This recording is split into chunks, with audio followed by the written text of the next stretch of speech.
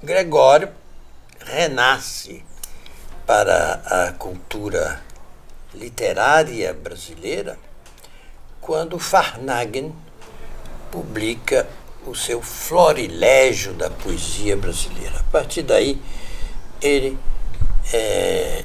tem uma ressurreição, digamos assim.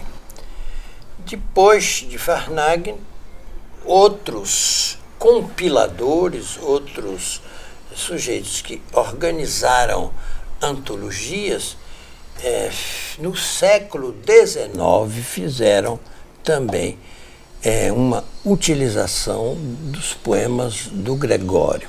Na época do Gregório, duas grandes antologias, a Fênix Renascida e o Postilhão de Apolo, não publicaram os versos do Gregório de Matos. Publicaram de outros poetas que não tinham livros publicados. Durante muito tempo, Gregório foi observado por uma ótica anedótica. Era realmente o devastador de reputações, o homem que precisou ser exilado para Angola, inclusive porque se atritou frequentemente com autoridades da Bahia. E isso estava sobressaindo a importância da obra dele. Este homem é tão fascinante porque ele foi não só poeta, mas ele foi juiz, ele foi clérigo. Para ser aqui desembargador da relação eclesiástica, ele recebeu a tonsura, ele teve a condição clerical. Não foi permanente essa condição, porque a personalidade dele não se encaixava.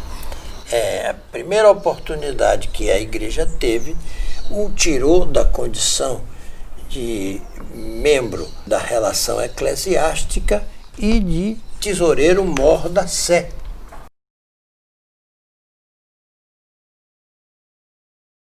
Gregório não foi, como se dizia durante muito tempo, inclusive na crítica brasileira, um plagiário, mas sim um criador consciente que absorveu as matrizes naturais da literatura espanhola da época. Grande parte da obra de Gregório de Matos, aliás, a totalidade da obra, é constituída de apógrafos, sem identificação de autoria.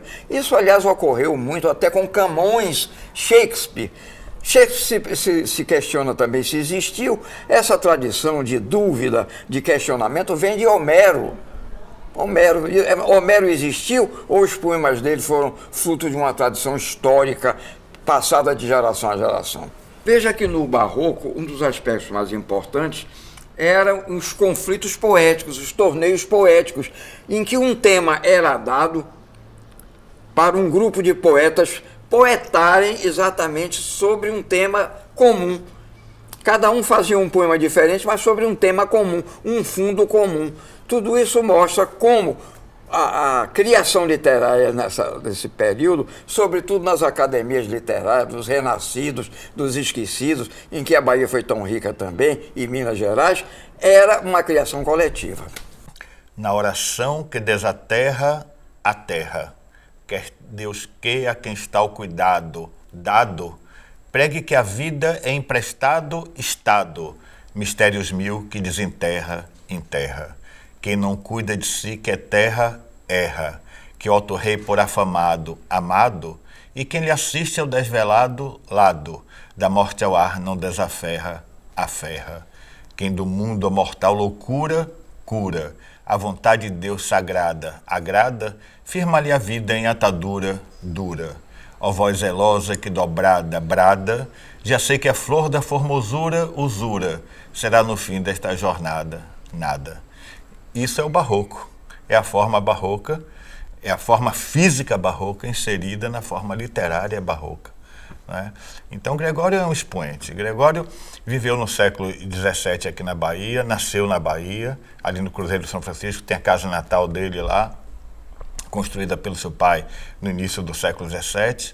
Então, nesse período de apogeu da arquitetura de Frei Macário de São João, e nós tivemos na literatura o Gregório Matos e o Antônio Vieira. Gregório é um expoente barroco da maior transcendência, da maior importância.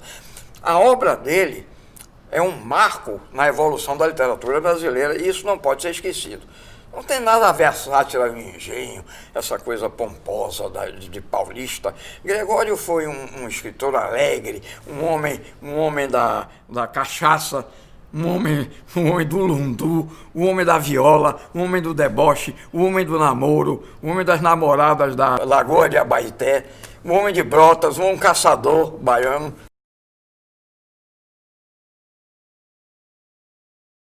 Não haviam baianos, haviam aqueles que eram do reino e aqueles que eram das colônias. Bem, e os das colônias eram ou escravos, ou proprietários rurais, ou filhos de portugueses nascidos no Brasil que levam uma denominação de mazombo, ou gentios. Ele se identificava muito mais com a classe a qual ele pertencia. Os negros ele criticou ferozmente, principalmente os homens negros, os descendentes, inclusive os mulatos. Se ele fosse mulato, ele visivelmente não teria estudado na Universidade de Coimbra.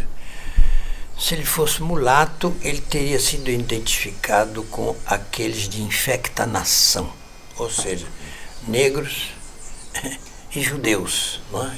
Infecta nação, ou mamelucos, que nome possa se dar. Mamelucos, filhos de branco com índio, e mulatos, filhos de branco com negro. Não é? Então, o Gregório, em verdade, não teria ascendido socialmente se tivesse qualquer traço, qualquer risco, qualquer tonalidade de pele que o denunciasse visivelmente como um mulato.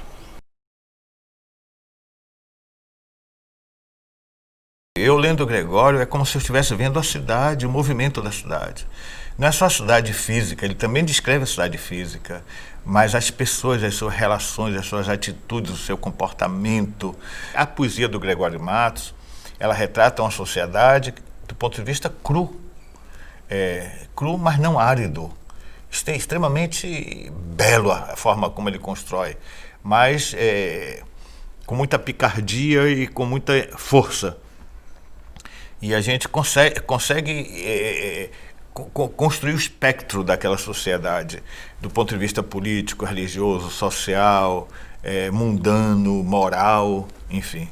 Então, Gregório é a grande referência. Para mim, estudar Gregório Matos é beber numa fonte inesgotável e riquíssima, importantíssima para o nosso conhecimento enquanto cidadão baiano, enquanto soteropolitano. Eu acho que ele, dentro daquela tradição da poesia satírica, medieval, ele vergastou não só brancos, poderosos, como negros, escravos, como judeus, que ele chamava de unhates. Ele foi um sujeito inserido de tal maneira no seu contexto que pôde, isto sim, criticar tudo e todos, governadores, clérigos, escravos, mulheres, homens, negras, mulatas, brancas. Os poemas de Gregório constituíam uma obsessão do povo, porque quando você vê, até hoje, quando a imprensa critica as autoridades, essa roubalheira nociva e funesta que está se espalhando por aí, de malotes cheios de dinheiro, você vê o interesse que isso provoca na opinião pública. As épocas não são diferentes. O poder e o povo sempre se confrontam, e o povo gostava de ver na poesia dos satíricos, na poesia de Gregório de Matos, de Boccaccio e tantos outros poetas, a expressão dos seus anseios de contestação do poder. Então, o povo se identificava com a linha satírica de Gregório, porque Quevedo dizia e Gregório aceitava que a sátira corta mais do que espadas afiadas. A coisa com o falar, como o pai Adão falava, pão por pão, vinho por vinho e caralho por caralha. Quem pôs o nome de crica, a crica que se esparralha, senão nosso pai Adão quando com Eva brincava.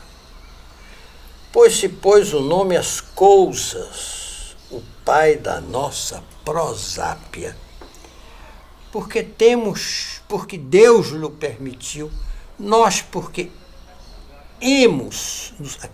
temos de emendá-las. Por que nós temos que emendar? Dizer, não pode ser. Ele está se defendendo da censura da época. Eram poemas censurados, que eram escritos e colocados na parede, em pasquins, como ele diz. Ele se queixa muito que os poemas dele circulavam como pasquins.